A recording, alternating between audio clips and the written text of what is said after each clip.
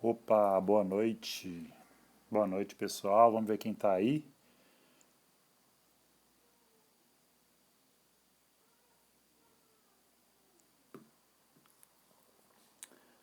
Boa noite, pessoal. Vamos chegando, vamos chegando.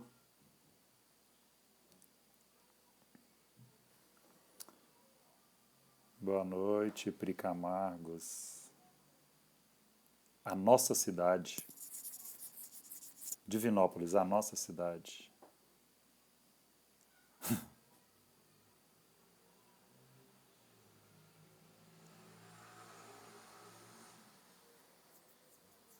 Boa noite, pessoal. Boa noite, Bruna.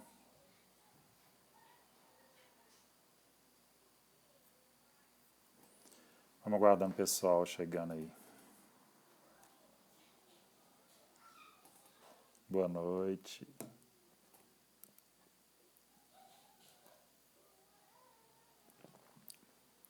Zália, boa noite. Sejam todos bem-vindos. Vamos dar um tempinho aqui, pessoal, ir chegando, né?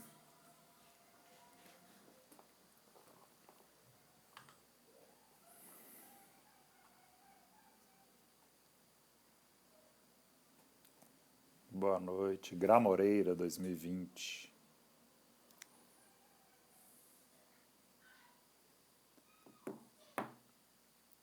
Isadora de novo, né? Terça-feira estava aqui, a gente conversou, isso aí. Sejam bem-vindos, Jéssica. Seja bem-vinda. Mamãe. Minha mãe está em todas, né? Seja bem-vinda, mãe, te amo.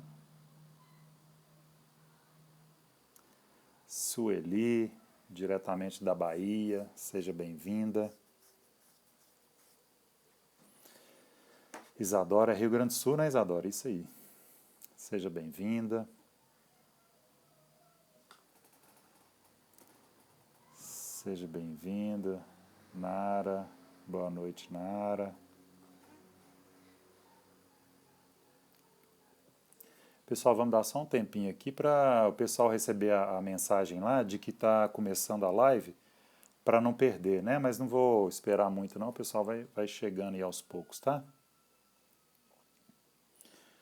Semana passada nós falamos da Rio Grande do Sul. Natália, seja bem-vinda. Semana passada nós falamos da... Fizemos um histórico, né? Assim, começamos lá do início do século passado, falando sobre a atenção domiciliar e chegamos nesse século agora, que é os dias de hoje, que o SUS se organizou por meio do Melhor em Casa, né? Um programa ministerial. Tamires, amiga da Sâmia, lá de Rondônia. Seja bem-vinda, Tamires. Se organizou de forma que no serviço de atenção domiciliar, né, os SADs. E aí a gente fez um histórico grande aí falando dessa trajetória aí do serviço de atenção domiciliar, da atenção domiciliar, né? Lourdes, boa noite, seja bem-vinda. E aí a gente chegou nos dias de hoje. Então eu até coloquei uma enquete durante a semana para quem quisesse colocar eu não sei se vocês viram lá, eu coloquei lá para o pessoal dar sugestões de temas para hoje, né? Que nem vocês falaram, boa noite, Lucas Sartori, que nem vocês falaram lá também na live da semana passada, sugestões de temas. E eu coloquei lá para quem quisesse colocar os temas, só que foram muitos temas variados. Não teve uma unanimidade assim, 10 falaram de critérios de alta, 8 falaram de critério. Então foi muito. Até postei a foto lá, né, das respostas. E foi muito. Minha mãe, eu acho que ela enviou. Minha mãe apertou um botão lá. Mãe, a senhora está querendo participar aqui do vídeo? Solicitação para participar aqui. Acho que ela apertou errado. Paula Tamires, seja bem-vindo, boa noite. E aí, só que como foi muito variado, não teve unanimidade, aí eu decidi falar hoje sobre a portaria ministerial, né, da atenção domiciliar, porque de certa forma, é uma continuação da história da atenção domiciliar e é o que a gente tem hoje, né? E ao mesmo tempo, dentro da portaria, contempla vários assuntos referente aos temas que vocês sugeriram aí. Então a gente vai falar da portaria e dentro da portaria a gente tem muitas coisas para poder falar dos temas que foram sugeridos também.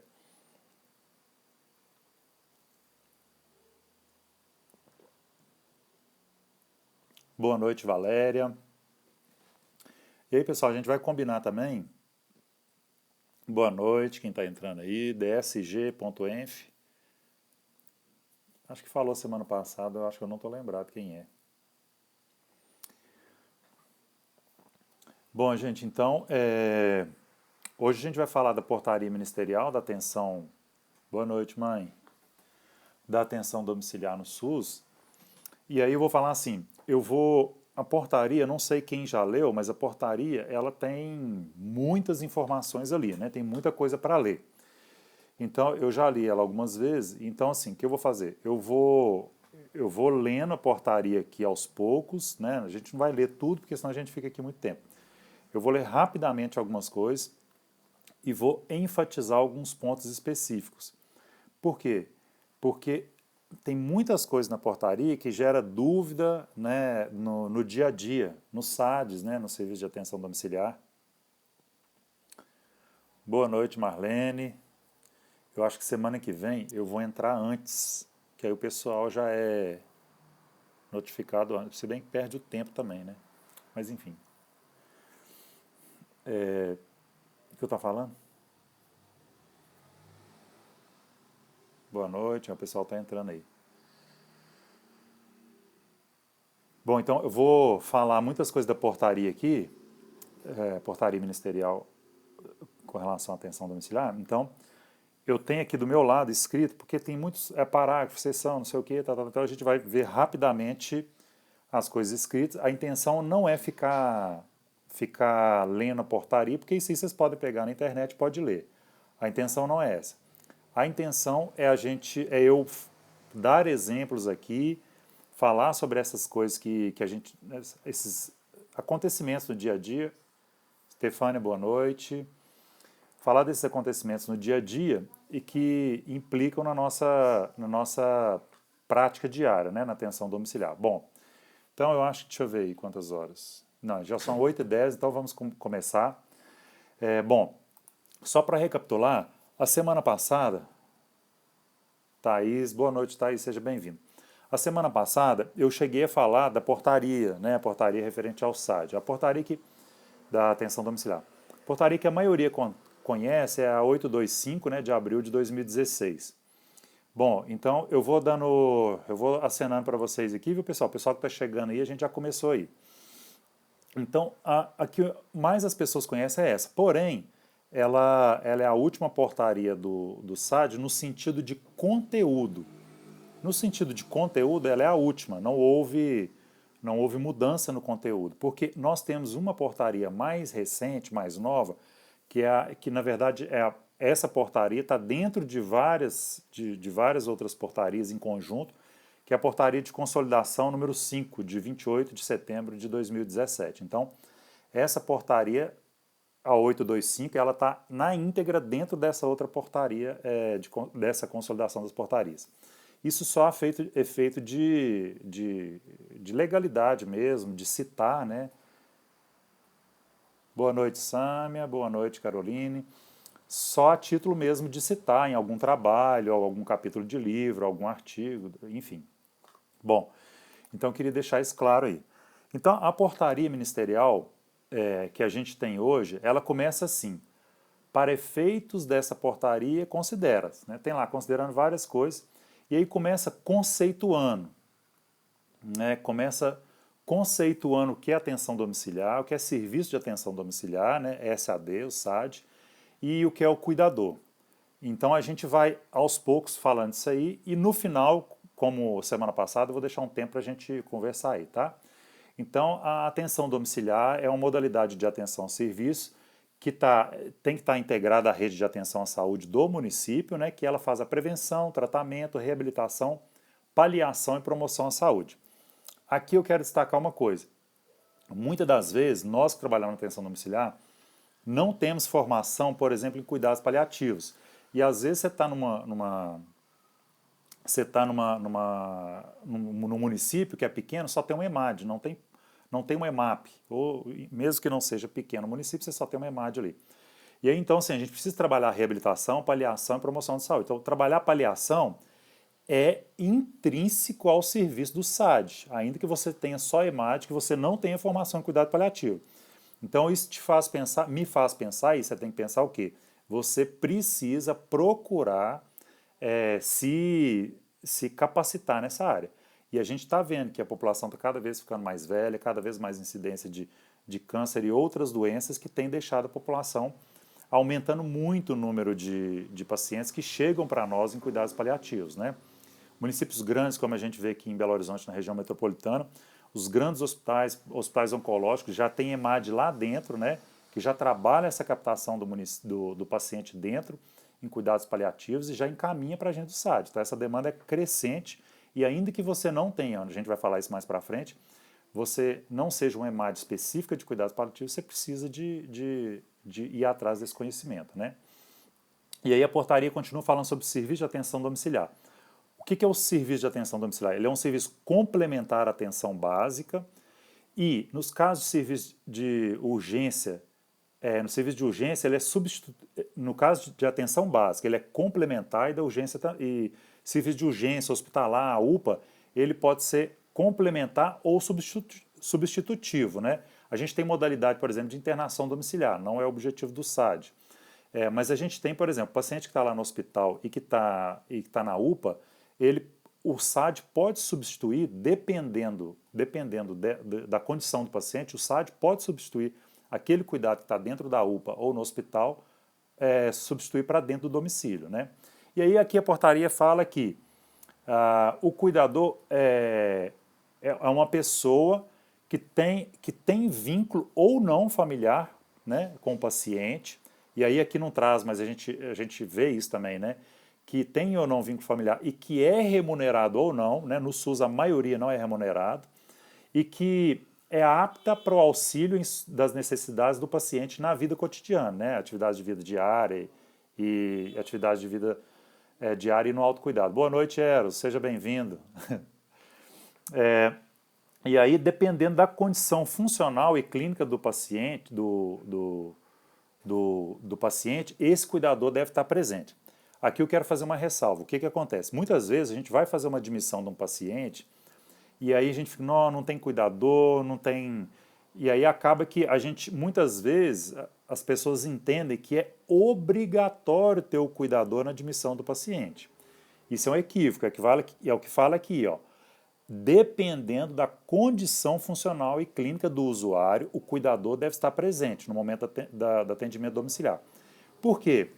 Vamos pegar aqui um exemplo. Uma mulher, isso é muito comum, tá? Uma mulher jovem, teve uma pielonefrite, foi para a UPA, ficou 48 horas em tratamento antibiótico venoso, né, endovenoso, melhorou parâmetros infecciosos, melhorou o sintoma, foi para casa e aí a gente vai continuar o antibiótico endovenoso em domicílio. Ela só mantém um acesso venoso ali protegido para o dia seguinte que vier fazer o antibiótico e ela faz todas as atividades de vida diária básicas, instrumentais, ela cuida da casa, cuida do filho, faz tudo, é consciente, né, não tem nenhum problema cognitivo. Então, assim, maior de idade, essa pessoa não é necessário você chegar lá e falar, não, se não tiver cuidador a gente não vai admitir porque tem que dar... Não tem necessidade, né? Então, eu vejo isso muitas vezes as pessoas tendo essa dificuldade de entender isso. Não é obrigatório ter o cuidador.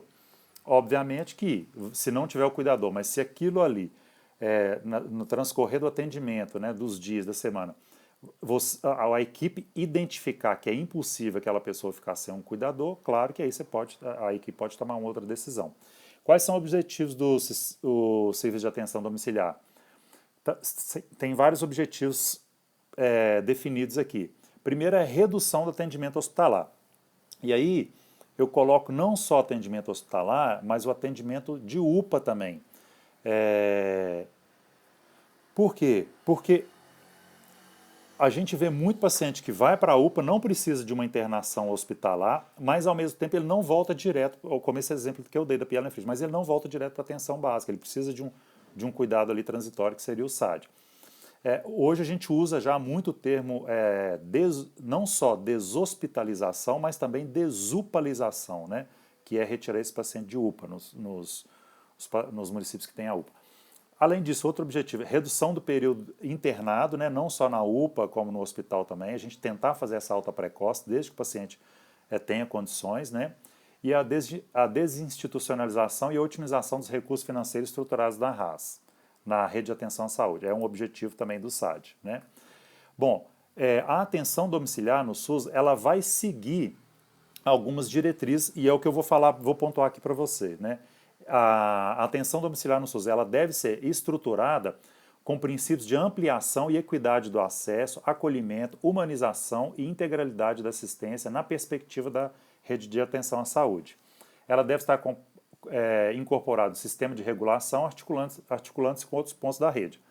Então isso é interessante porque a gente precisa mesmo o SAD é um ponto da rede de atenção à saúde, tem que articular com outros pontos e tem que estar vinculado a uma rede, um sistema de regulação, né?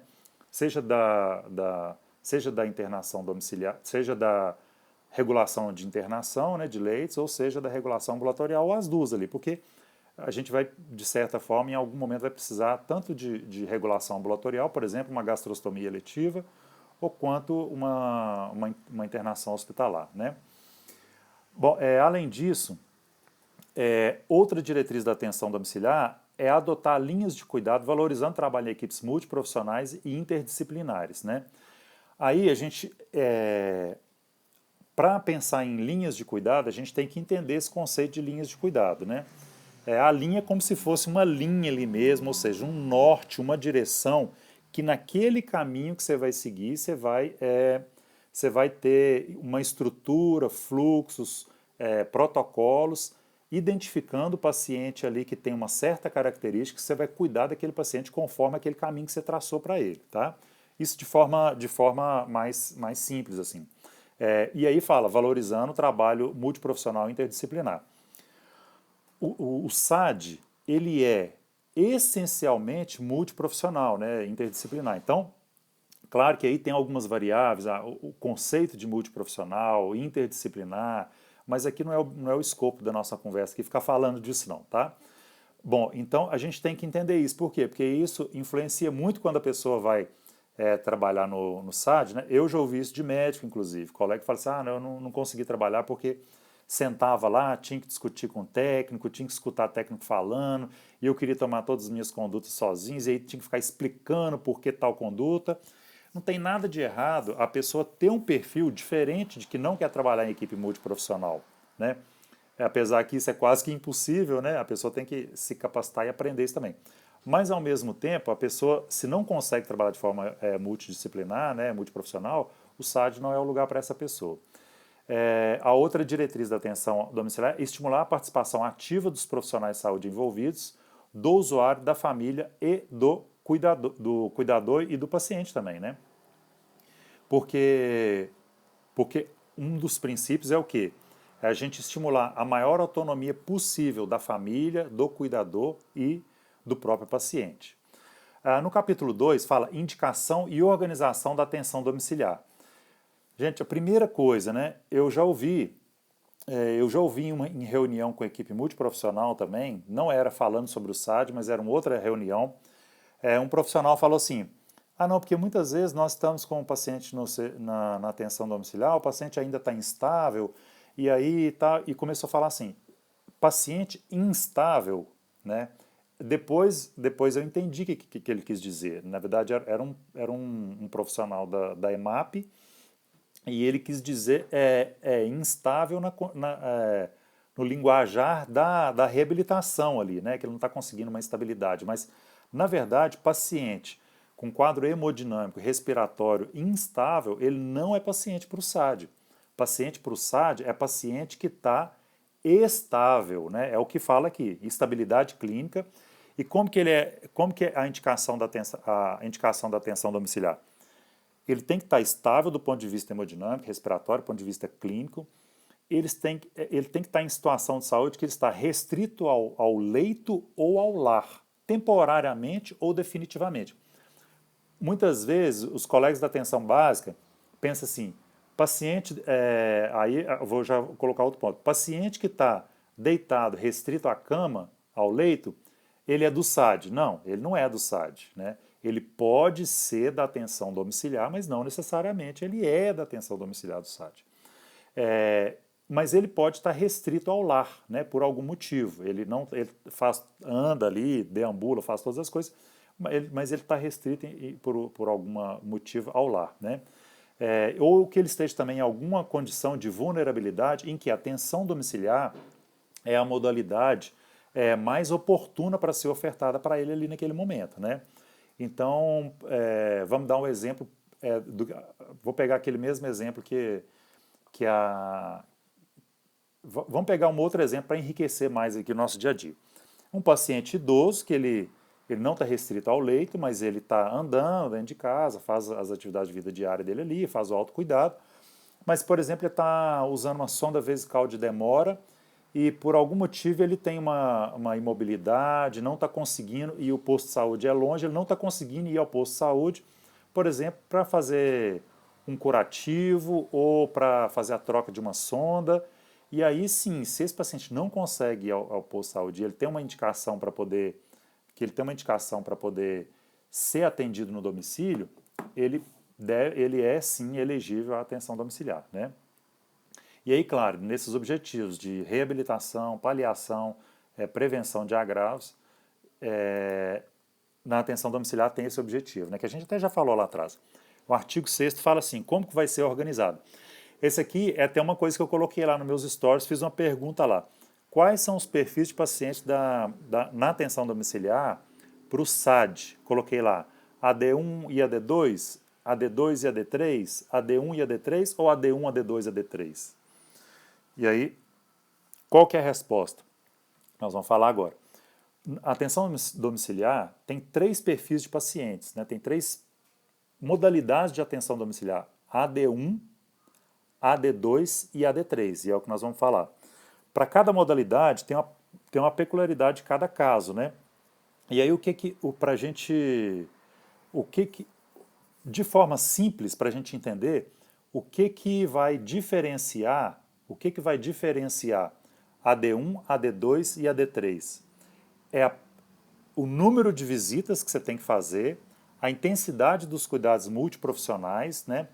E a tecnologia, equipamentos. Então, é como se fosse uma escadinha. O primeiro degrau é AD1, o segundo degrau AD2 e o terceiro degrau AD3. Ou seja, AD1 vai precisar de menos intervenção da equipe multiprofissional, vai precisar de menos equipamentos e um número menor de visitas.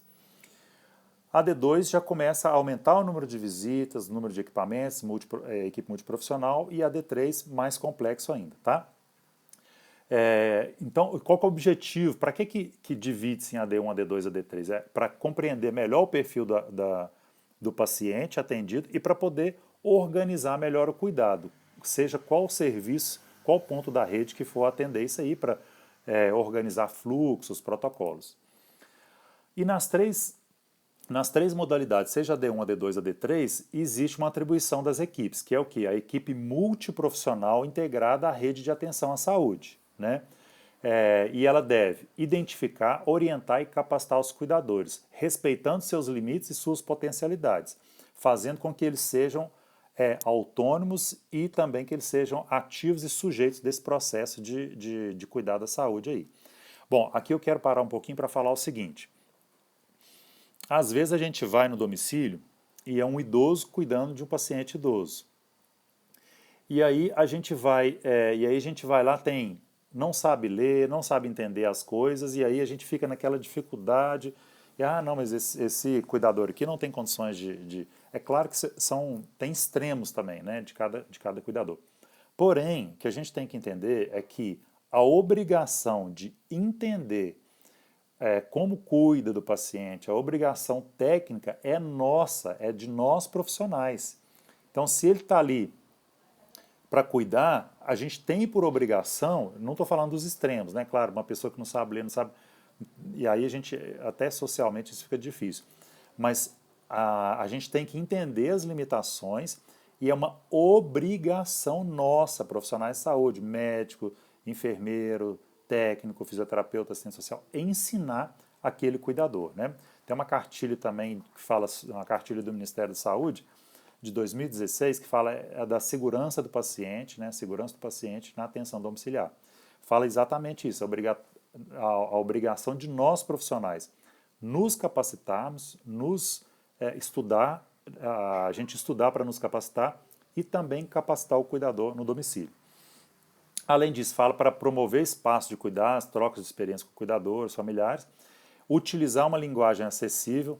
Gente, isso eu vejo demais. A gente está lá dentro do domicílio e aí o enfermeiro, o técnico, ou mesmo outro profissional, e aí quer orientar o cuidador, que é simples, que não tem informação, não é profissional da saúde, fala assim, ó, você tem que fazer a mudança de decúbito de 2 em 2 horas.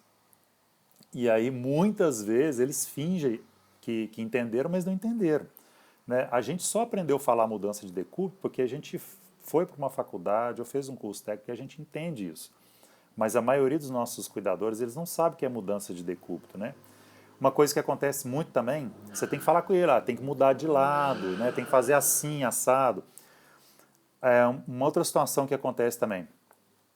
Ô, senhor, senhora, fulano, você dá licença, posso aferir seus dados vitais? Gente, o paciente, na maioria das vezes, os cuidadores, o familiar, eles não entendem isso. É melhor você chegar lá e falar, posso medir sua pressão, né? Posso medir sua febre, medir sua temperatura? Então essa linguagem ela tem que ser acessível, principalmente quando for orientar os cuidados diretos ao paciente, né? Em todos os momentos, na verdade. Além disso, né, o que essas equipes têm que fazer? O médico da EMAP ou da equipe da atenção básica, no respectivo território, pactuar os fluxos de atestado de óbito. Para quê? Porque se você está ali atendendo o paciente, muitas vezes está atendendo o paciente em cuidado paliativo, em fase final de vida, você já tem que imaginar que aquela família vai precisar de uma declaração de óbito. E quem que vai fornecer essa declaração de óbito? Muitas vezes não tem médico ali no final, lembrando que declaração de óbito somente o médico pode preencher, assinar e carimbar. Muitas vezes o paciente vai falecer à noite, final de semana, que não tem médico no SAD. Então, isso tem que ser muito bem pactuado, né? Geralmente, né, durante a semana é o médico da EMAD, do SAD, ou da atenção básica, e os finais de semana isso aí tem que ser pactuado no município, tá? Bom, vamos lá. É uma atribuição nossa também buscar ativamente reuniões periódicas também com a rede, né? Buscar ativamente a rede para poder discutir. Isso que está aqui, eu estou lendo a portaria, tá? Isso não é porque tem no município que eu trabalho, isso é da portaria ministerial.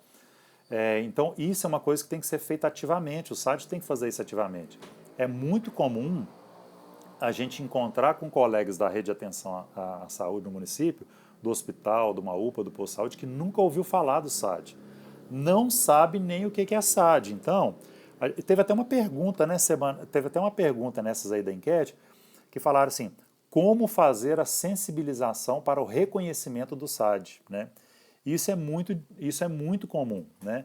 A gente mesmo, muitos de nós mesmos, eu mesmo, né, há uns anos atrás, quando eu comecei a trabalhar no SAD, eu não sabia o que era o SAD, né? Tinha até outro nome, era PID, Programa de Internação Domiciliar. Então nós mesmos não sabíamos, muitos de nós.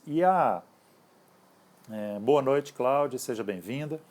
E muitos dos nossos colegas não sabem o que é o SAD na rede de atenção à saúde. Então a gente precisa de sensibilizar a rede, fazer seminários e para que eles possam aprender também. Uma outra atribuição nossa é o quê? Fazer capacitações permanentes e educação permanente. Capacitações constantes e educação permanente. Gente, educação permanente, eu chego a ser até agora um desabafo. Eu chego a ser, assim, no dia a dia até chato, e eu sei que algumas pessoas não gostam, assim, e se sentem, às vezes, não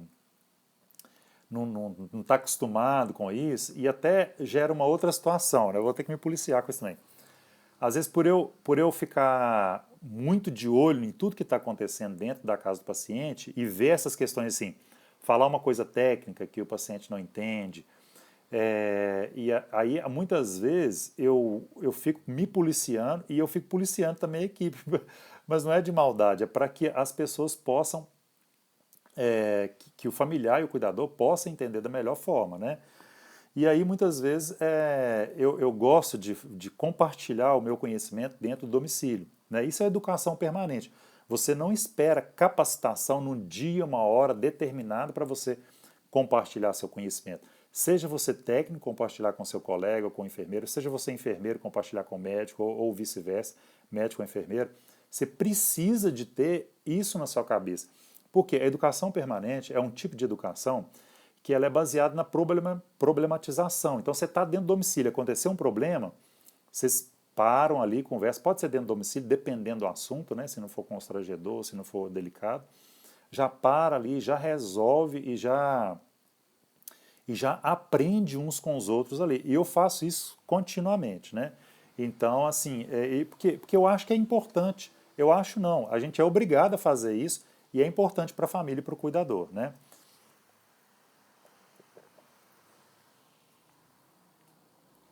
Bom, a gente, passando para o capítulo 8 aqui, o artigo 8, considera-se elegível. Às vezes alguém está vendo aí e vai pegar a portaria nova, que é lá de 2017, ela vem com as mesmas definições, com a mesma sequência de artigo, parágrafo, todo parágrafo único, tudo é a mesma coisa, o mesmo conteúdo é a mesma sequência. Porém, eu estou olhando aqui pela 825, que é de 2016, então assim, artigo 8º, tudo. Lá vocês vão ver artigo 540, 541, mas o conteúdo é o mesmo. Então, considera elegível, o paciente elegível na modalidade AD1, aquele paciente que requer cuidado com menor frequência. Lembra que eu falei boa noite, Tiago, boa noite, Érica. O NUG está invadindo aqui, gente. Núcleo de Geriatria e Gerontologia do FMG. O pessoal está invadindo aqui. Sejam bem-vindos. Então, lembra que eu falei que as modalidades AD1, AD2 e AD3 é como se fossem degraus, né? AD1 é o primeiro step, né? O primeiro passo, o primeiro degrau. AD2 aumenta a complexidade e AD3 maior complexidade. Então, na AD1, né, qual que seria assim, o perfil desse paciente? É um paciente que precisa de menor frequência de visitas domiciliares, né, menor necessidade de intervenções multiprofissionais e o cuidado com esse paciente é um paciente que é cuidado satisfatoriamente pelos cuidadores, seja pagos ou, né, contratados ou familiares e pela família ali, né? Esse paciente AD1, quem que assume esse paciente? É um paciente elegível à atenção domiciliar do perfil 1, modalidade AD1. Esse paciente é o paciente da atenção básica, é o paciente que o PSF vai lá de acordo com a programação do PSF, seja a cada 15 dias, uma vez por mês, uma vez por semana. Aliás, uma vez por semana não, uma vez por mês, uma vez a cada 2 meses. Esse paciente é o PSF que vai cuidar, atenção básica. Mas aí é um paciente que ele é elegível, seja temporariamente, né, ou permanentemente, como a gente falou antes, e aí ele tem que ter ali uma organização do serviço para poder visitar esse paciente de tempos em tempos. Em algum momento vai precisar mais. Esse paciente, a portaria não fala especificamente disso, mas o que é importante entender? O paciente AD3, ele pode virar AD2, pode virar AD1, e o contrário, o paciente AD1 pode virar AD2 e AD3. Claro que o paciente AD1, se ele vira AD3, ou seja, aumenta a necessidade de frequências, aumenta a necessidade de profissionais da equipe multiprofissional, e aumenta a complexidade de equipamentos, de tecnologia, essas coisas, e depois a gente tem que falar de tecnologia também. Isso vai ser uma outra live bem interessante, né? Das tecnologias aí, leves e duras. Importante falar sobre isso também. E aí esse paciente, a atenção básica pode solicitar a atenção domiciliar para poder admitir esse paciente, se ele vira, por exemplo, né, se ele passa a ser perfil AD2, né? Agora, o paciente AD1, né, a modalidade AD1 que é a atenção básica, lembrando que o paciente às vezes precisa sim de equipe multiprofissional, mesmo ele sendo AD1. Aí a gente tem que lembrar que quem vai apoiar e ajudar a atenção básica são as equipes do NASF, né, de núcleos de apoio à saúde da família, os ambulatórios, né, e os centros de referência, especialidades. Por exemplo, vai encaminhar o geriatra, vai encaminhar a um outro profissional, um fisioterapeuta, ou uma outra especialidade médica.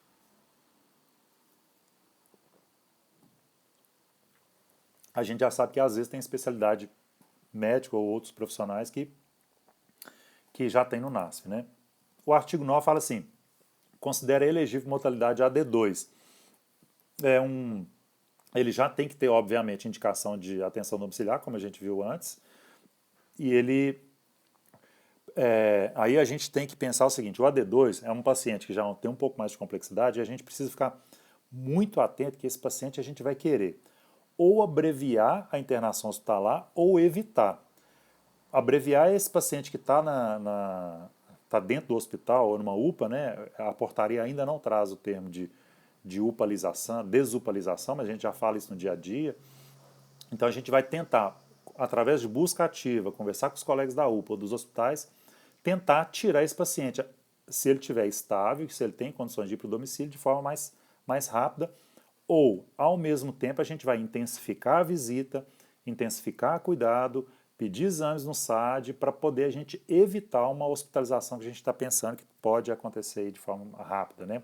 Então, esse paciente, o perfil do AD2 é um paciente que tem afecções agudas ou crônicas agudizadas, né? Por exemplo, aguda, um paciente com uma erisipela e foi para a UPA, está tratando um antibiótico venoso e vai terminar de tratar com antibiótico venoso em domicílio, uma condição aguda. Paciente ou crônica agudizada, por exemplo, paciente com DPOC, teve uma exacerbação e aí precisou de um cuidado mais intensivo. Foi para a UPA também, já está estável, vai para casa e a gente pode cuidar dele em casa. Aí, é claro, como eu falei, tem a necessidade dos cuidados mais intensivos e sequenciais. Às vezes com um acompanhamento de quadro infeccioso, função renal e tratamentos às vezes parenterais também ou a reabilitação. E a gente vai falar disso depois sobre a EMAP, né, que é a equipe do SAD que faz a reabilitação. Ou o paciente também que tem aí doenças crônico-degenerativas, que ele vai aumentando às vezes o grau de dependência dele, é um paciente que também pode ser AD2, e esses pacientes do AD2, eles precisam de ter indicação de ter pelo menos um atendimento no mínimo semanal. Se é um paciente que consegue fazer tudo e a família consegue cuidar, e se você entende que se você ficar 15, 20 dias, um mês sem ir lá, não faz a diferença, esse paciente não precisa disso, esse paciente não é AD2, esse paciente é AD1, tá? Atenção básica. Bom, a necessidade, o outro tópico aqui, necessidade de cuidados paliativos com acompanhamento clínico no mínimo semanal, com o fim de controlar a dor e o sofrimento do usuário. A portaria não traz, mas no conceito de cuidado paliativo da Organização Mundial de Saúde, a gente tem que acrescentar aqui o seguinte, não é só controlar sintomas, dor do paciente ou qualidade, sofrimento do paciente, é também ajudar cuidador e familiares, tudo que está à volta, toda a estrutura e o que está à volta do paciente, né? Cuidado paliativo, essencialmente é isso também, cuidar da família, dos cuidadores e dos parentes mais próximos que convivem, que estão ali, isso faz parte também, a portaria traz isso, mas eu queria acrescentar isso aqui. Bom, então olha só, o paciente AD2 está falando aqui que se esse paciente precisa de cuidados paliativos, ele é admissível, ele é elegível para o SAD, a atenção domiciliar, e ele é elegível para o SAD, né? E aí, lembrando, paciente AD1 é o paciente da atenção básica, paciente AD2 e AD3, os pacientes AD2 e AD3 são os pacientes elegíveis para o SAD. Não sei se vocês já viram isso, mas no SAD a gente tem uma folha, quando a gente vai fazer a admissão do paciente, tem lá elegibilidade, tem dois campos, tem o campo elegível ou inelegível. Só que lá está falando, não é elegível ao SAD, é elegível à atenção domiciliar. Então é importante ficar atento nisso. Então está perguntando, ele é elegível à atenção domiciliar? E aí você fala assim, não, ele é inelegível, aí você não admite no SAD. Mas às vezes ele é elegível à atenção domiciliar, mas é o AD1. Então você tem que colocar lá, elegível? Sim, AD1, encaminhar para atenção básica, tá bom? E aí, reforçando o que eu falei lá no início, paciente, a portaria já traz isso e não é essencial que se tenha profissionais com uma equipe específica de cuidados paliativos, mas é essencial que os profissionais da EMAD se estudem, se capacitem para atender cuidados paliativos, né? E tem outros pacientes elegíveis aqui, por exemplo, do campo da pediatria. Recém-nascido baixo peso que precisa de ganhar peso e pode ganhar no domicílio com acompanhamento da EMAD específica, EMAD pediátrica. Aqui em Contagem a gente tem, depois eu vou falar um pouco mais sobre isso. Bom, no 10º artigo aqui da portaria, é elegível ao AD3. É todo aquele paciente que é elegível ao AD2, tudo isso que a gente falou, porém, lembra da escadinha? Porém, ele precisa de mais visitas, muitas vezes, ele precisa de mais pacientes da equipe multiprofissional, e ele precisa e é um paciente mais complexo. Então, por exemplo, paciente de ventilação mecânica invasiva, né? Já tive paciente, por exemplo, com esclerose lateral amiotrófica, que ele era traqueostomizado, completamente restrito ao leito, com gastrostomia, não sonda vesical de demora coletor urinário, e aí esse paciente era um paciente AD3, ele precisava de ventilação mecânica invasiva ali. E aí a nossa visita era mais frequente e a gente precisava mais da equipe multiprofissional. Então esse é um paciente, por exemplo, paciente de ventilação mecânica. Outro paciente também complexo, que é perfil de AD3, paciente que precisa de transfusão sanguínea no domicílio, por exemplo. E aí na hora que fala isso, tem gente que já até esfria, né? Mas tem equipes, gente, aqui em Minas mesmo, tem um colega lá em Caratinga, no SAD de Caratinga, o Igor, ele até dá treinamentos pra gente, muito legal, ele já há muitos anos ele faz transfusão sanguínea no domicílio. E isso já vem, é importante, por que é importante a gente ler e discutir portaria? Porque muitas vezes outros SADs fazem alguns condutos no domicílio que a gente fala, não, isso eu não vou fazer, isso não é para o SAD, mas muitas vezes é por falta de desconhecimento, por falta de conhecimento seu que você não faz, né? Claro que precisa de capacitação técnica também, mas já traz isso. Por exemplo, paracentese de alívio, paciente com mastite grave, não vai ficar internado só para fazer paracentese de alívio, não tem indicação de fazer outro procedimento, né? E é claro, gente, lembrando que esses pacientes, quanto mais complexidade, principalmente paciente com uma doença degenerativa, e aí vai precisar de ventilação mecânica durante muitos anos, esses pacientes, o que eles vão fazer com a taxa de permanência no SAD? Vai aumentar muito a taxa de permanência, né? E aí, qual que é um dos indicadores nossos do Serviço de Atenção Domiciliar lá no Ministério da Saúde, que eles sabem de tudo? Indicador de qualidade. Menor tempo de permanência. Então, isso aí piora o nosso tempo de permanência, né? Por isso que já até propus isso lá no Ministério da Saúde, conversei com a coordenadora, Mariana, que a gente precisa de fazer indicadores separados, né? Porque às vezes você está ali com o paciente anos e anos e aí seu indicador sobe a média muito para cima, né? Então a gente precisa de repensar nisso também. E o AD2 e o AD3 é de responsabilidade do SAD, como eu já falei. Outra coisa muito importante que eu vou falar aqui, que eu li ali, o gestor, muitas vezes pressionado por algum motivo, o secretário, por exemplo, pressionado ou pela população, ou pelo prefeito, ou por qualquer outro setor que seja, o secretário ou o gestor, ele quer muitas vezes implementar e fazer acontecer, até por questões políticas mesmo, né, para ficar bem visto na cidade, ele quer colocar ali, não, vamos admitir todos os pacientes com ventilação mecânica, vamos fazer isso, vamos fazer... Pessoalmente, eu acho que tem que fazer isso mesmo, a gente tem que evoluir para isso. Esses pacientes que a gente fala, moradores de hospitais, que ficam 5, 6 anos, esse paciente meu com ela já tinha 7 anos de hospital. Esses pacientes eles precisam de ir mesmo para o domicílio, desde que haja condições do domicílio, desde que haja um cuidado adequado e desde que a equipe seja treinada para isso. Então, olha o que fala no parágrafo único aqui do artigo 11. Fica facultado a EMAD tipo 2 prestar assistência apenas da modalidade AD2 caso não possua condições técnicas e operacionais para a execução da modalidade AD3. Não é porque a gente entende que é importante, a gente tem um movimento no Brasil que é para isso, e eu pessoalmente concordo com isso, para a gente aumentar o nível de complexidade do paciente da atenção domiciliar, não é porque a gente entende que isso é importante que a gente precisa e vai sair admitindo de qualquer forma, tá bom? A outra coisa é a admissão dos usuários de dependência funcionalmente, segundo como que esse paciente deve ser, vamos colocar assim, isso é muito perguntado também, critério de classificação para esse paciente ser admitido, né? Critério de elegibilidade. Além daquilo que a gente falou, a gente percebe que nós, na atenção domiciliar, muitas vezes a gente vai, ao longo dos anos, adquirindo uma experiência ali e a gente vai admitindo os pacientes e tudo. E aí ele sugere o seguinte, para a admissão dos usuários, que sejam dependentes funcionalmente, segundo a classificação internacional de funcionalidade, condicionada ao cuidador. Então, a gente tem, primeiro, uma noção, uma orientação dessa CIF, né? Classificação Internacional de Funcionalidade. Já é uma orientação para a gente pensar assim, bom, se esse paciente ele é dependente, segundo a CIF, então ele vai precisar de cuidador. Então, isso já ajuda a gente a definir esse paciente e exigir também e pedir o cuidador, né? Agora, o paciente que vai ser inelegível para atenção domiciliar, um paciente que precisa de monitorização contínua, assistência contínua de enfermagem, aí já classifica, já entra naquele como internação domiciliar e não atenção domiciliar, e que precisa de procedimentos sequenciais e que vão provavelmente precisar de sequenciais de diagnóstico, tratamento, fazer propedêutica para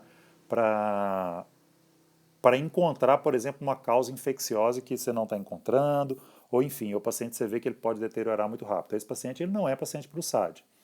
Ou um tratamento cirúrgico de urgência, né, não eletivo, mas de urgência eletiva ele pode continuar no SAD, de urgência ele é inelegível para o SAD, ventilação mecânica invasiva, e se a equipe não estiver apta a realizar um procedimento que ela não consegue, aí esse paciente ele é inelegível, né? Bom, vou dar um exemplo. Semana passada eu admiti uma jovem que veio do interior, sofreu um acidente automobilístico, teve várias fraturas múltiplas, fratura de tíbia direita, fratura de fêmur direito, fez cirurgia, colocou haste intratibial, estava em uso de antibiótico e a gente admitiu essa paciente. A paciente estava muito ansiosa, tremendo, e ela deu uma temperatura alta, mas já estava em uso de antibiótico e veio do interior com um relatório não muito bom. E aí não consegui entender direito o relatório, mas aí a paciente muito ansiosa, estava em abstinência de uso de cigarro, e aí eu admiti já pensando que essa paciente, a gente talvez não conseguiria ficar com ela em domicílio. Mas ele estava com os outros dados vitais bons, eu resolvi observar e já pedi, na mesma hora, já pedi uma revisão laboratorial para ver parâmetros infecciosos, função renal. E aí no outro dia, isso foi à tarde, no outro dia de manhã a enfermeira já pegou o resultado de exame, já me mandou pelo WhatsApp, eu já vi e falei assim, ó, encaminhar para o hospital. Leucocitose alta, já com a PCR alta também. Mas por quê? Ah, não, mas leucocitose, você podia começar um tratamento antibiótico. Não, essa paciente eu não sabia de onde que ela vinha. Ela estava com haste intratibial, cirurgia ortopédica grande. Essa paciente ela ia precisar de outras propedêuticas que não me cabia naquele momento, né? E um risco de complicação. Então é uma paciente que naquele momento a gente acabou sendo inelegível, né? Bom, o artigo 5º da portaria fala assim, ó, o descumprimento de acordos assistenciais entre equipe e família e usuário é critério para desligar esse paciente do SAD, né? A gente tem muito isso que a gente chama, inclusive em alguns lugares, cada lugar pode chamar da forma como quiser, a gente chama de alta administrativa, né? Não é nem uma alta administrativa, mas é uma alta, a gente chama de administrativa, mas é de não pactuação daquilo que foi conversado na admissão, né? Então, por exemplo, o paciente está sem cuidador, não está seguindo as orientações, tudo isso é motivo. É obviamente que a gente vai chegar, vai conversar, vai tentar resolver para continuar os cuidados, porque o paciente ele tem necessidade. Mas se não for o caso, esse paciente pode ser excluído, pode ser desligado do SAD, mas com a obrigatoriedade de você acionar algum ponto da rede de atenção básica ou atenção secundária, ou mesmo pronto atendimento, e encaminhar esse paciente. Então, aí agora a gente vai passar a falar sobre as equipes que compõem o SAD. São as EMADs e as EMAPs. Como o assunto é muito extenso, a gente já está chegando a quase 8 horas. Eu vou tocar aqui, vou falar, vou comentar, e aí, se não der tempo, no final dessa live, não tem problema. Vocês podem me mandar perguntas aí pelo direct, pode deixar lá no meu Instagram, não tem problema. porque semana que vem eu posso retomar aqui, a gente acaba rápido, no final da portaria, ela vai começar a falar mais da questão da habilitação dos municípios, quantos habitantes o município tem que ter, e aí eu vou seguindo aqui, tá bom? Então, a gente tem a EMAD e EMAP. Essa parte que é muito importante falar disso, porque a EMAD é Equipe Multiprofissional de Atenção Domiciliar. Então isso é importante você conhecer e saber o que significa, até para ensinar para os colegas da rede também. Que a gente vê cada coisa aí, as pessoas não sabem o que significa EMAD, né? Confunde SAD com EMAD, né? Lembrando, é uma hierarquia. Programa Melhor em Casa é um programa nacional, né, da União, lá do Ministério da Saúde. Os SADs são serviços de atenção domiciliar que são gerenciados pelo município ou pelo Estado, a maioria deles são municipais. Dentro do SAD, o Serviço de Atenção Domiciliar, o SAD é que organiza, gerencia e que estrutura o serviço de atenção domiciliar dentro do município. Então, dentro do SAD tem equipes. Então, essa equipe é a EMAD, ela pode ser tipo 1 ou tipo 2 e tem as EMAPs também. Então, vamos lá. EMAD e EMAP, elas têm que ser cadastradas no CNES lá, né? Tem que estar vinculada a uma instituição de saúde aí do município, dentro da rede de atenção à saúde.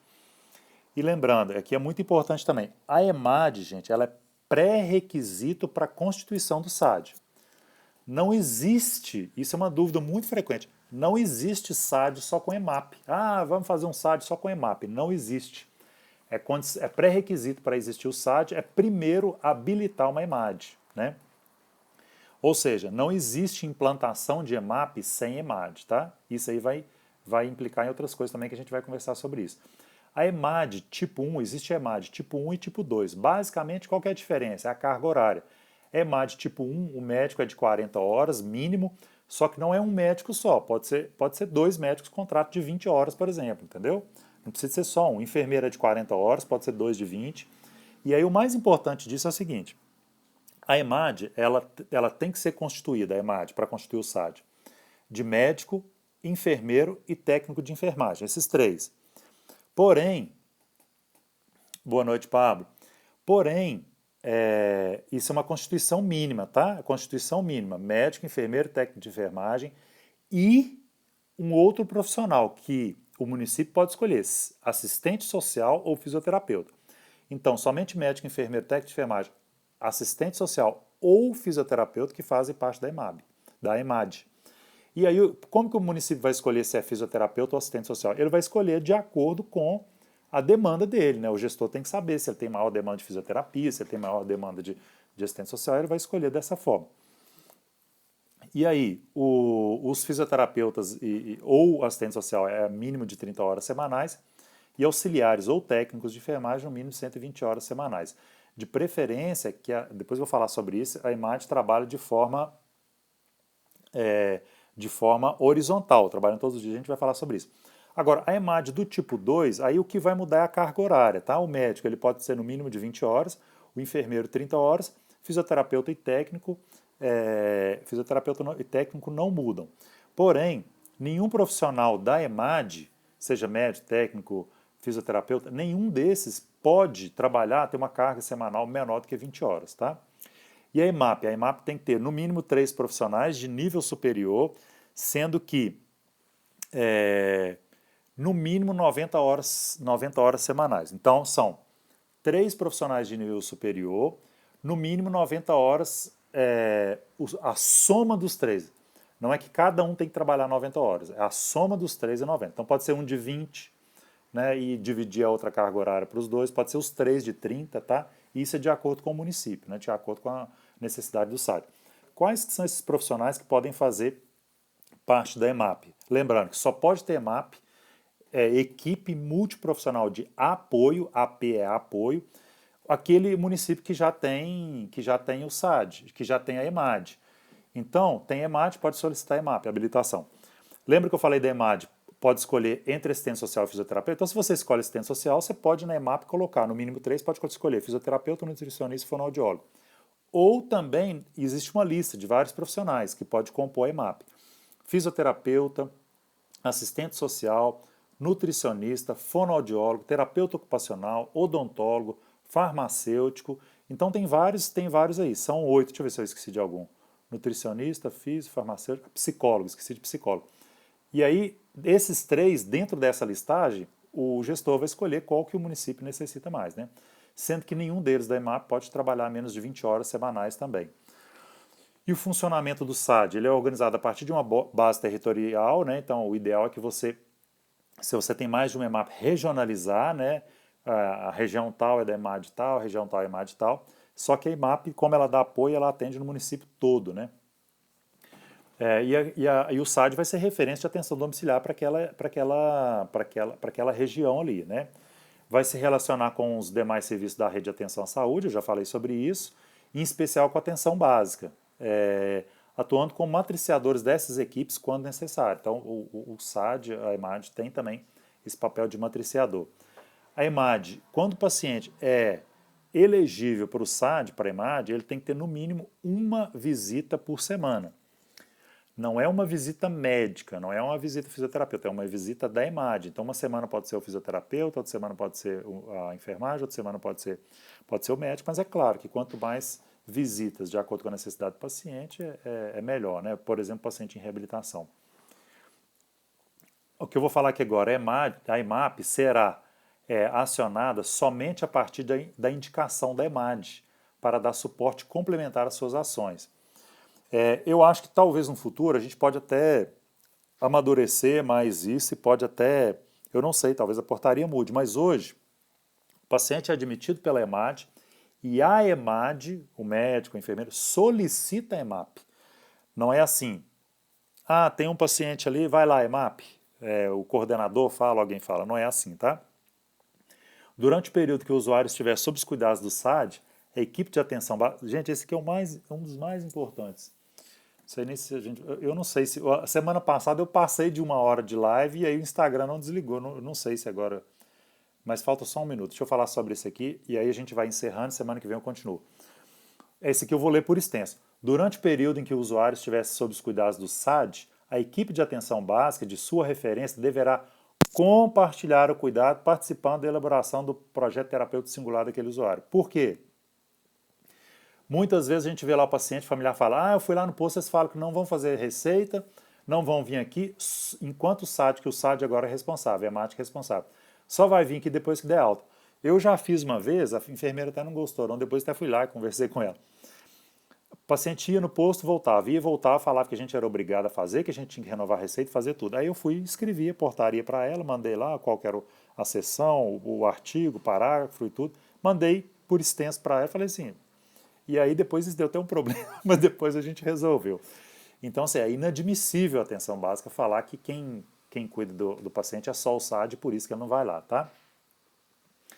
Outra coisa muito importante também, o SAD deve articular-se com a rede de atenção à saúde no município de forma a evitar a demanda espontânea dos usuários. A gente não fica lá com a portinha SAD e vai lá, toque, toque, vai lá em casa atender. Não.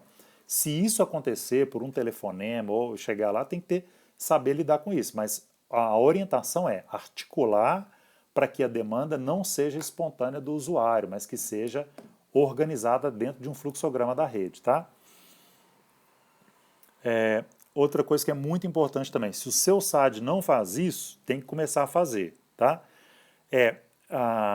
Para a gente, muitas vezes da área de saúde, a gente fala assim, tá indo na casa do paciente, estamos indo ali, estamos levando o nosso conhecimento, estamos quase que fazendo um favor, estamos ajudando, por isso é quase que inadmissível que eles não queiram que a gente vá. É obrigatório a família, o cuidador, o próprio paciente, assinar um termo de esclarecimento e responsabilidade. Isso é exigido, a gente não pode admitir e continuar cuidando de um paciente no domicílio sem que isso seja feito, e é logo no momento da admissão, tá? Tem que ser conversado, explicado para que eles possam assinar esse termo e tem que deixar isso registrado e arquivado no prontuário. Bom, nos municípios que tem mais de uma EMAD, então, por exemplo, um município maior, com vários mil habitantes, um município grande, se ele tem 4 EMADs ou 3 EMADs, ele pode fazer com que uma dessas EMADs seja de um serviço específico, é o que fala aqui, fica facultada a organização do SAD a partir de arranjos diferenciados, compostos por EMADs responsáveis pelo cuidado de pacientes com características específicas, por exemplo, infantil neonatal.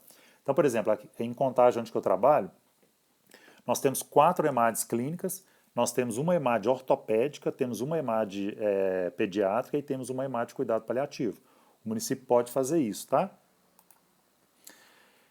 Em média, isso foi uma pergunta da live da semana passada, não sei se foi da live da semana passada, alguém que comentou isso comigo no dia a dia. Quantos pacientes que a gente tem que atender, qual que é o máximo, qual que é o mínimo? Gente, em média, a portaria fala, artigo 22 da 825, estima-se, em média, o atendimento de 60 usuários para a EMAD tipo 1 e 30 para a EMAD tipo 2. EMAD tipo 2, lembrando que enfermeiro em média tem a carga horária menor, por isso que é menos pacientes. Por que em média? Pode atender menos, mas essa em média, na verdade, é como se fosse para estabelecer um ponto de partida.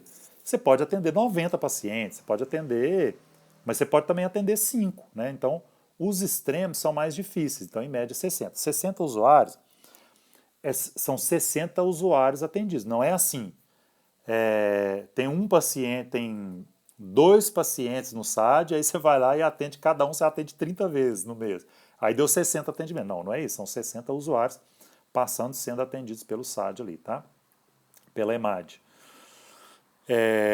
O funcionamento, como deve ser o funcionamento do SAD? O SAD deve funcionar no mínimo 12 horas por dia, de forma que seja um trabalho como se fosse horizontal, todos os dias 12 horas, né? Porém, aí nos dias úteis, é facultado, por exemplo, no final de semana, você trabalhar e feriado, você trabalhar de forma como se fosse plantão. E a EMAP apoia a EMAD nos dias úteis e no feriado, plantão, finais de semana, pode, de acordo com a necessidade, ter escalas específicas para isso, tá? O SAD, isso é importante também. O SAD ele não precisa ter sede própria, uma estrutura só para ele. Se tiver, ótimo. Se for uma casa de 3 andares, elevador panorâmico, brincadeira. Mas ele não precisa. Não. Na portaria fala que é o seguinte, a infraestrutura do SAD tem que ser específica para ele. O que é essa infraestrutura? Carro próprio, além dos funcionários, claro.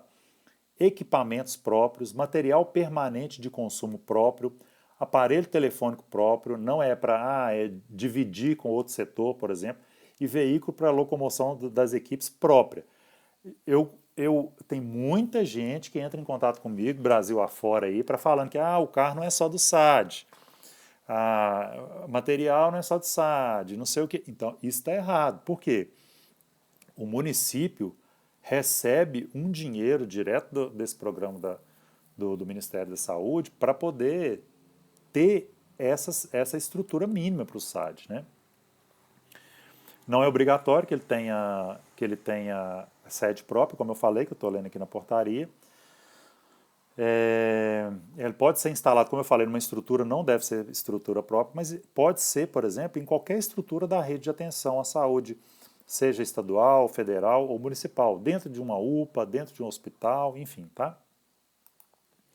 É interessante, né, na minha opinião, é interessante que seja dentro de uma UPA, dentro de um hospital, até para ficar uma vinculação, fazer buscativo e uma vinculação maior com o serviço de urgência e emergência, porque é um dos principais objetivos e princípios do SAD, é fazer deshospitalização e desupalização, né, tirar esses pacientes para o domicílio, né?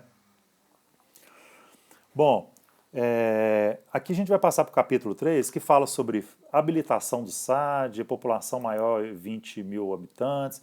Aí é uma coisa muito já administrativa, e eu vou deixar esse tempo aí para vocês, eu não sei que hora que vai cortar isso, porque já passou de 1 hora, mas eu não sei que hora que vai cortar isso aí, não sei por que ainda está, mas enfim.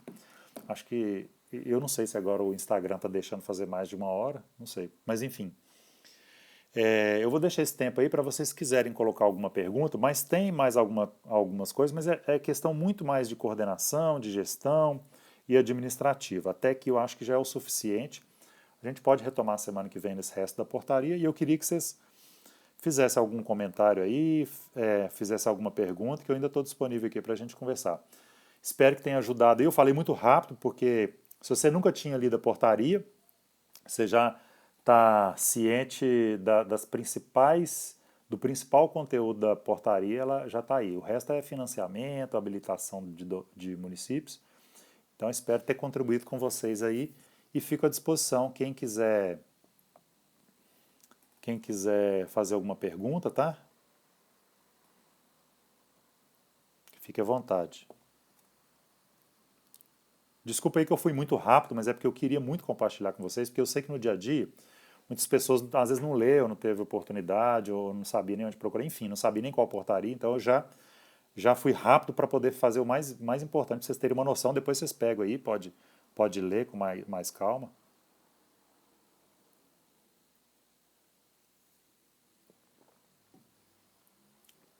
Doutor Fábio, paciente para o SAD para cuidados paliativos, PPS é de quanto? Porque não dá para admitir todos.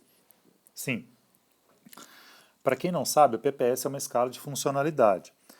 Geralmente faz o seguinte: devo permanecer com o paciente com lesão por pressão até cicatrização? Outra pergunta que é comuníssima. Bom, qual o número de habitantes para implantar o SAD? 20 mil habitantes por município. A nossa querida Martinho Campos, Cordélia, não pode, infelizmente. Foi a primeira coisa que eu pensei quando eu entrei no SAD. Mas depois a gente vai continuar fazendo isso. Pode ter associação de municípios. Bom, esse paciente de cuidado paliativo, primeiro, ele tem que seguir uma ordem, né, gente? Primeiro, o paciente tem que ser elegível aos cuidados paliativos. Aí a questão do PPS, aí entra mais na questão da elegibilidade do paciente. Você vai lá, faz a pergunta surpresa, quem está acostumado a fazer pergunta surpresa, ou olha em algumas ferramentas para ver a elegibilidade do paciente, por exemplo, SPICT, NECPAL lá, e aí esse paciente, ele é até uma doença crônica, sem possibilidade de cura, e aí beleza, esse paciente ele é elegível aos cuidados paliativos. Se ele é elegível aos cuidados paliativos, quer dizer que ele está na atenção domiciliar? Não, aí vamos ver, ele é elegível à atenção domiciliar, e aí você vê lá, quando o paciente, quando a equipe, o município vai definir que vai atender esses pacientes todos em cuidado paliativo, isso aí pode ser definido junto com a equipe. Então, vamos supor, você definiu que tem uma equipe de cuidado paliativo. Nós vamos decidir que para nós, a gente não consegue atender todos os pacientes de cuidado paliativo PPS 50 para baixo. Por quê? Porque senão vai inchar muito o SAD e a gente não dá conta. Então vamos fazer o seguinte, vamos fazer de 30 para baixo então. Ótimo, você pode fazer isso. Lembrando que não é só o PPS que fala de cuidados paliativos, a gente tem outras coisas também, tem escala de prognóstico, né, de PPI, prognóstico do paciente, então tem outras coisas. Mas isso não é, a portaria não traz isso, tá? Quem perguntou aí não traz a questão, a partir de tanto PPS. Isso aí vai ser uma definição dentro do SAD, dentro do município. A outra pergunta é...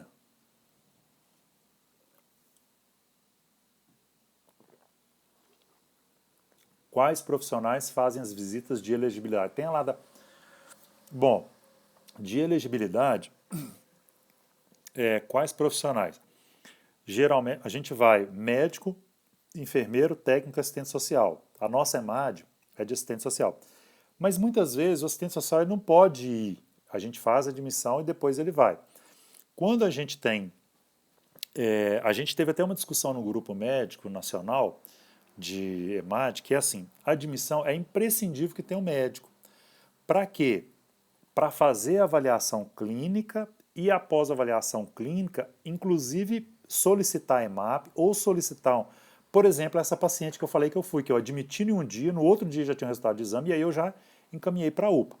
É claro que depende muito do paciente. Por exemplo, se o paciente é um paciente da atenção básica, foi lá, o serviço pode negociar isso com a atenção básica ou no próprio serviço de atenção domiciliar e falar, não, esse paciente que vem da atenção básica é um paciente que está estável, é um paciente tranquilo, que a demanda é uma lesão crônica no membro inferior e que está piorando e a atenção básica não consegue, pediu a gente para ir lá. A equipe de enfermagem pode muito bem ir lá, não precisa ser do médico especificamente, e ver esse paciente e tentar ali fazer a avaliação dele e fazer com que ele seja elegível aos cuidados na atenção domiciliar e pode também discutir com o médico depois. A gente opta para fazer a admissão com o médico mesmo, tá? Ah, tá. Paciente com lesão por pressão deve permanecer até cicatrização. O que acontece? Isso é uma pergunta muito, muito, muito, muito comum. Eu te pergunto, qual que é o objetivo para o paciente? Primeira coisa que você tem que pensar, quando você está diante do paciente com lesão por pressão, qual que é esse paciente, qual que é o prognóstico desse paciente, tem quanto tempo que ele tem essa lesão, como que são os cuidados, como que está a nutrição desse paciente e qual que é o objetivo, né? Isso tem que definir. Uma vez eu tive uma conversa com uma nutricionista do SAD e ela falou, nossa, nós temos que melhorar a nutrição dela, dessa paciente, a gente tem que fazer isso, fazer aquilo, porque senão essa ferida não vai fechar e tudo. Eu falei, não, primeiro, esse paciente é um paciente que tem cuidados paliativos, não era fase final de vida, mas ainda tinha um prognóstico de meses e tudo. E aí eu falei com ela, não, o objetivo nosso não é fechar a ferida. O nosso objetivo é, porque quando você pensa assim, quando o objetivo é fechar a ferida ou dar alta, você está pensando na ferida, você não está pensando no paciente. O mais importante é pensar no paciente. Por quê? Porque você precisa de dar qualidade de vida para o paciente antes de fechar a ferida. Eu já dei, não sei quantas altas a gente já deu, inúmeras, dezenas, centenas de altas sem fechar a ferida. A maioria das vezes a gente dá sem fechar a ferida. Porque isso envolve várias coisas. Primeiro, se você for ficar com todo paciente, a paciente com ferida de lesão por pressão, paciente com ferida crônica, a expectativa de fechar a lesão é de meses.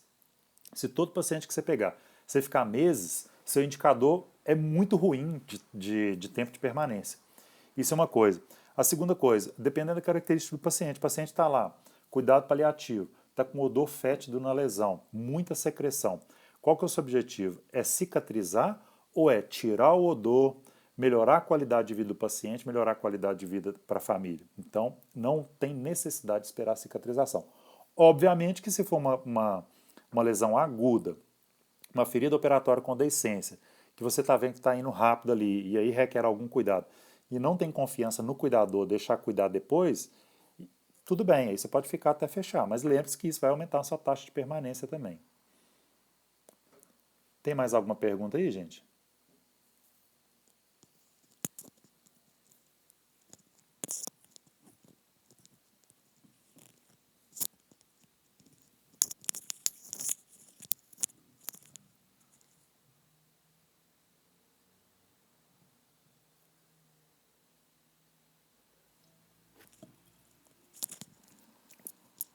A Sami, ela é enfermeira do SAD, lá de Rondônia. Ela falou assim, aqui os pacientes casam com o SAD por conta de dispensação de material.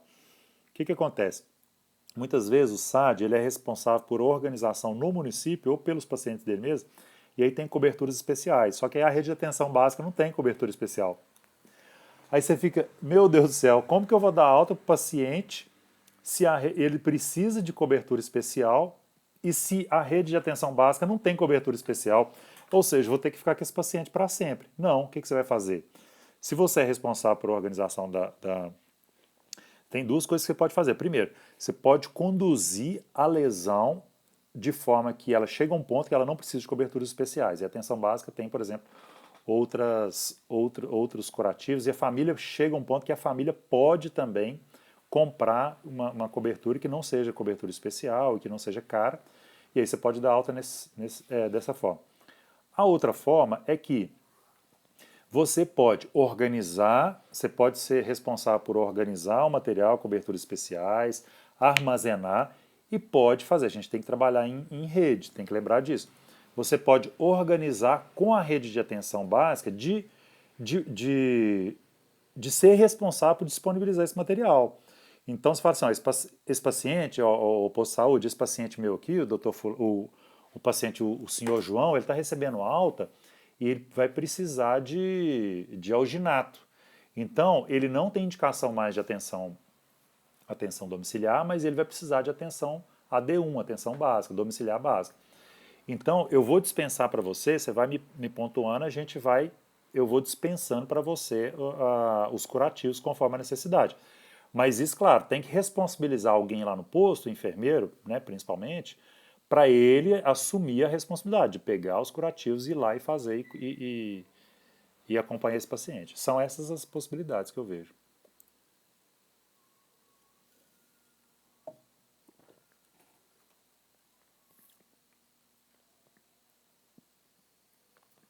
Alguém quer fazer mais alguma pergunta aí, gente? Podemos encerrar? Deixa eu ver se ficou alguma coisa aqui para cima. Ô Sam, eu não sei se dsg.enf, não sei se respondeu sua pergunta aí. para a Sâmia também, não sei se ficou claro.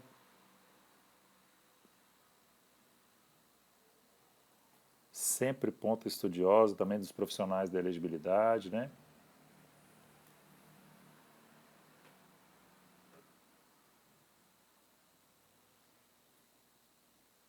Do PPS eu já respondi.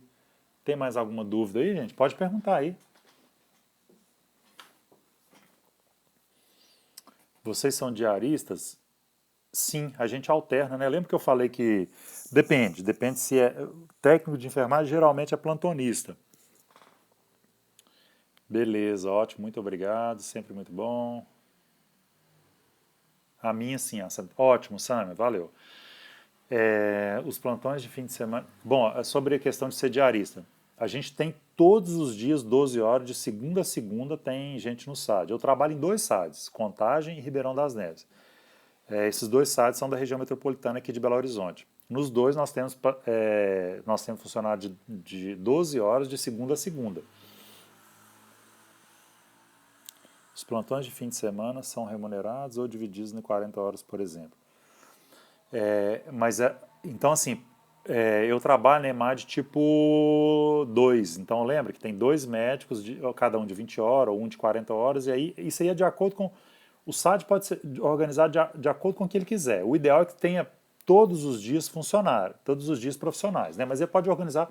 O médico pode ir pode ir 3, 4 vezes na semana, o outro colega vai os outros dias, cobrindo todos os dias da semana. Isso aí o próprio serviço que vai dentro daquela carga horária que ele vai determinar.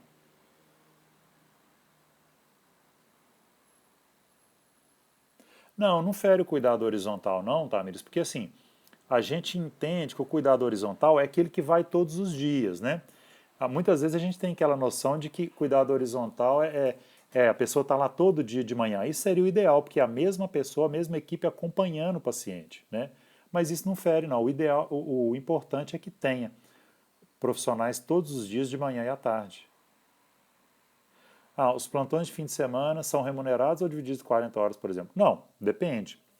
Isso aí é acordo no município. É, Tem SAD, gente, por exemplo, vou dar um exemplo, tá? Não, a maioria não é assim. Tem SAD, eu conheço, por exemplo, SAD, que trabalha 24 horas, né?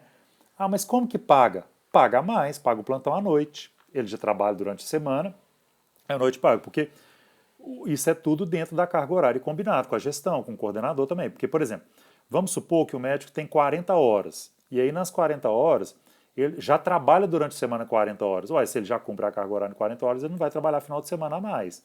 Agora, se ele não trabalha, ele pode ser combinado. Por exemplo, pode ter escala de rotação de colegas médicos, entendeu?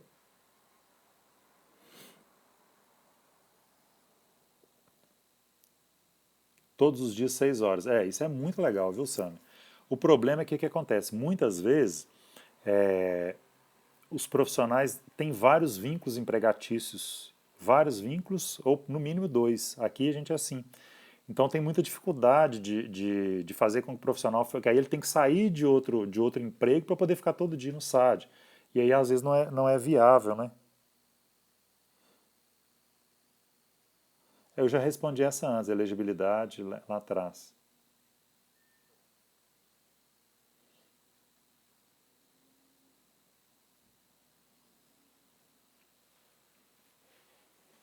Ó, vou falar.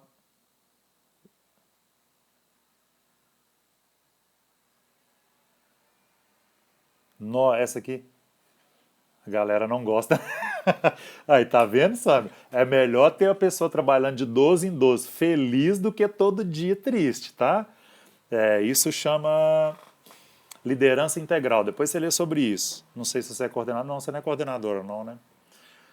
Equipe da EMAD pode optar pela alta do paciente, sendo que algum profissional da EMAP ainda está em acompanhamento com o paciente? Essa é uma das melhores perguntas que tem. O que acontece? Lembra que o SAD só existe se primeiro houver uma EMAD.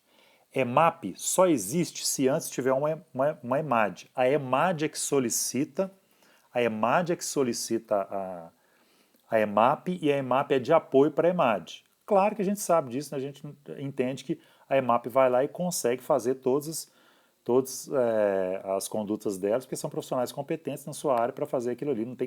Quer dizer que é apoio, é que é dependente, não. Porém, o que acontece? O paciente ele só está vinculado ao SAD se ele estiver vinculado ao EMAD. Se a EMAD, o médico foi lá, a enfermeira deu alta, ele desvinculou de tudo. E aí, quando eu comecei no SAD, tinha esse problema. O que acontece? A gente não sabia em que pé que estava a EMAP e quando já entra só para a EMAP. Não entra só para a EMAP. O paciente primeiro tem que entrar para a EMAD. Não existe, eu li aqui na portaria, não existe um paciente que entra só para a EMAP. Aí, talvez o que você quer dizer é assim, o paciente vai lá, não tem nenhuma demanda clínica, não tem lesão, não tem nada, mas tem necessidade de reabilitação. Deve ser isso. Isso acontece. Não é que ele entra só para EMAP, a demanda dele é só de EMAP, né? Então o que acontece? A EMAD tem que admitir, ir lá admitir, até para ver se tem alguma necessidade, isso acontece demais. Eu vou, admito o paciente pode de AVC agudo, ele precisa de reabilitação. Eu vou lá, vejo os remédios, vejo a necessidade, se eu posso prescrever o remédio, se eu posso iniciar, se a gente tem que dar uma orientação para alguma coisa. Ele não tem lesão, os remédios estão todos tranquilos, tudo beleza. Tá. Ele não está tendo necessidade da visita da EMAD, mas ele vai precisar de EMAP. Então o que a gente faz? A gente admite ele no SAD por meio da EMAD e a gente solicita a EMAP. E aí quando a gente solicita a EMAP, qual que é uma das possibilidades que você faz? Você não precisa de ficar indo lá direto, porque quem está indo é a EMAP. O que você faz? Faz telemonitoramento. E aí você faz telemonitoramento, pergunta, vê como que está, quais são as necessidades, conversa com a EMAP também. De repente a EMAP fala, agora eu acho que eu estou precisando, ele está precisando assim, sabe por quê? O paciente está muito deprimido, ele não está querendo fazer os exercícios. Isso é comuníssimo. Aí o médico vai, começa tratamento para depressão, por exemplo, chama o psicólogo se estiver na EMAP e aí vai conduzindo juntos. O que acontecia no início é que, na minha experiência, lá no início quando eu entrei no site, que acontecia assim, a gente não conversava muito bem, hoje isso é diferente. E aí eu acompanhava o paciente, solicitava a EMAP. A EMAP ia, e aí passava um tempo, a gente não sabia como é que estava o andamento da EMAP, e aí na hora que eu chegava lá, eu falei, não, o paciente é alta da EMAD. Eu dava alta. E aí, por exemplo, eu dava alta de manhã, no outro dia a EMAP já estava agendada. Falei, chegar lá o paciente já estava de alta. Mas isso, a gente trabalhava muito tranquilo, então a EMAP entendia que já deu alta, ia lá fazer as últimas orientações e dava alta também. Porém, isso ficava muito ruim, porque a EMAP ia desnecessária na casa do paciente, e muitas vezes, como cada um entende da sua área, e eu muitas vezes não entendi especificamente daquela área, e não tinha um feedback da EMAP, mas ele ainda precisava de algum retorno da EMAP. Então, hoje a gente tem grupo de WhatsApp, e aí a gente conversa, no serviço que eu trabalho em Ribeirão das Neves, a gente conversa todo mundo junto, no mesmo setor, então é muito mais fácil de conversar. Em Neves, não. Em Contagem, onde eu trabalho, não. Outro lugar que eu trabalho, lá a EMAP faz visita sozinha, a gente não está no mesmo local físico, e aí a gente tem um grupo de WhatsApp. Aí eles colocam, fulano de tal já teve alta da EMAP, então a gente faz isso. Agora, o que pela portaria não deve ser feito é o quê? Da alta da EMAD, sistema de regulação, legal, tem que estar, igual eu falei na portaria, né, tem que estar junto aí das... Pode. Você pode solicitar, sim, a alta da EMAP para dar alta para a EMAD.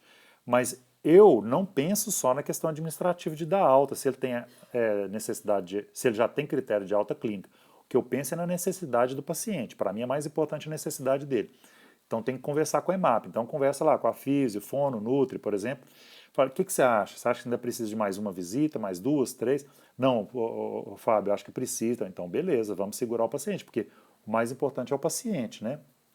É claro, gente, que nós temos profissionais da EMAP muito comprometidos com o paciente, fica assim, nossa, esse paciente precisava de 6 meses de reabilitação. Não, aí não dá. Aí tem que fazer a transição para atenção básica e para fazer reabilitação na atenção secundária. E não tem como você ficar com o paciente 6 meses para fazer reabilitação, né? A não ser que ele tenha outras demandas. Ô Paula, eu respondi sua pergunta? Vê se ficou claro. Quer dizer, me dá um feedback, por favor, se ficou claro.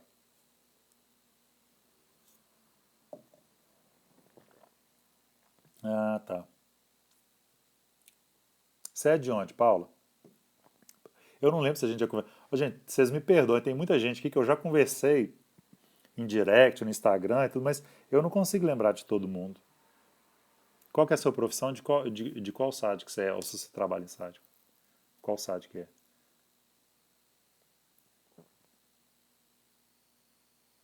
Joia.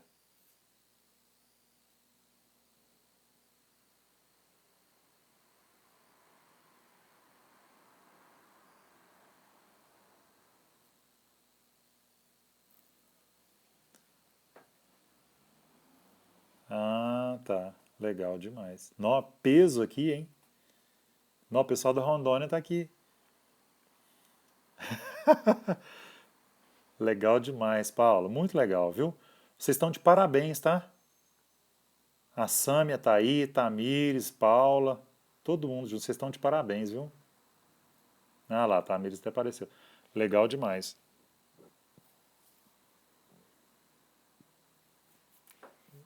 Doutora Elza, eu já conversei com ela, ela tá lá no nosso grupo do médico, eu já conversei com ela também em particular. Muito legal. Rondônia dominando a live. Legal. Gente, alguém quer fazer mais alguma pergunta? Niciane. Nossa Deus, tá todo mundo aqui, ué, de Rondônia? Que legal, hein? Que honra. Obrigado, viu? Alguém quer fazer mais alguma pergunta? Pode ficar à vontade aí. Isso aí. Então tem duas enfermeiras, uma médica e uma técnica. 4 pessoas do SAD de Rondônia. Tá em peso aí. Bom, gente, então vou terminar a nossa live aqui. Se vocês quiserem, pode mandar lá. Ah, tá aí. Quando o paciente precisar de um psiquiatra, precisar. Não, e aí, paciente. Muito esclarecedor. Ótimo, obrigado. Viu? É importante, gente, vocês darem os feedback, porque senão a gente fica aqui fazendo live. Não sei se vocês estão gostando, se não estão. Se estiver gostando, compartilhe com o pessoal. Pede para vir terça que vem. Lembrando que terça que vem eu vou colocar lá de novo. Vou colocar de novo a enquete para escolher o tema. Se tiver muito assim, na verdade, eu vou pensar aqui para a gente dar uma continuidade na sequência aqui. Sistema de telefonia. Ótima live, esclareceu muitas dúvidas, foi ótimo. Ah, e legal vocês darem o feedback, porque para saber se está legal assim, se vocês estão gostando, se está ajudando, né?